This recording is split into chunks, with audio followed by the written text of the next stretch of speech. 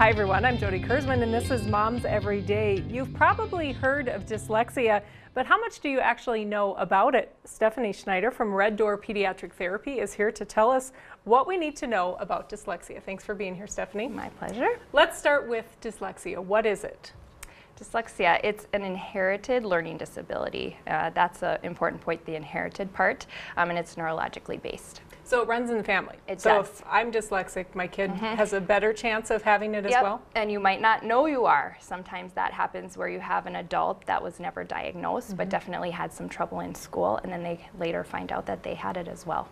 So there are things that we can look for, red flags as parents and teachers and speech pathologists that we look for and say this might be dyslexia. What are some of the things that we see that should be of concern? Yeah, a really common one that people think of right off the bat is those letter reversals. B's and D's, M's and N's, they're just not writing their letters correctly. Not only the writing component, but the reading component. When they're labeling their letters, when they're little and learning the ABCs, sometimes they mislabel them over and over. And sometimes there's not a pattern. Like, it's not every time he sees a B, he calls it a D. Sometimes he gets it right, sometimes he gets it wrong. This can happen with sight words too. They can transpose things. Instead of saw, they see was, or sight words as well. They come to it to read it and they've seen it a million times and they still can't figure out what that word is. It's another common red flag. You can see other things with organizational difficulties, tying their shoes, figuring out where the laces go. That can be something that's hard for them. A messy backpack.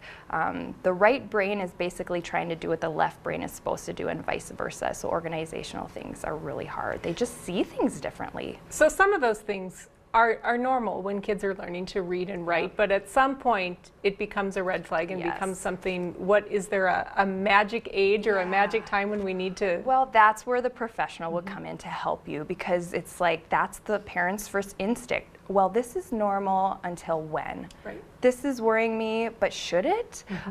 Sometimes other people will chime in, teachers, pediatricians, anyone who you value their opinion. It's great to run things by them.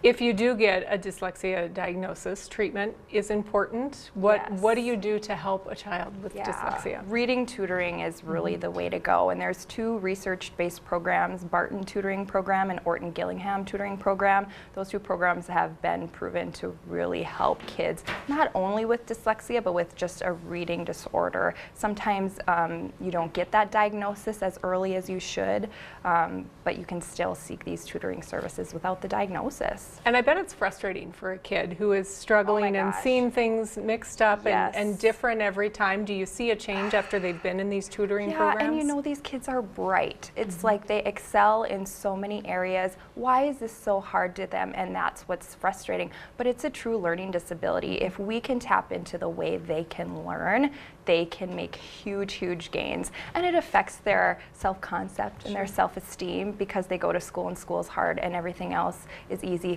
And another red flag I should mention too is a common one is math. Math can be hard because they're transpose seeing the things. numbers. You got it. Yeah, and you do that, your math problem's going to be wrong every time.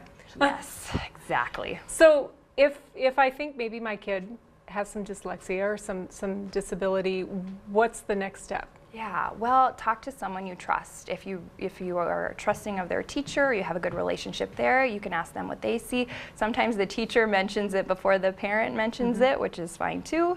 Your pediatrician is someone you can talk to. Red Door, where I work at, we're a great resource. We have speech language pathologists and occupational therapists who work with this on a regular basis. So we'd be happy to answer questions. Great information. Thank you so much, Stephanie. Thank you for watching Moms Every Day.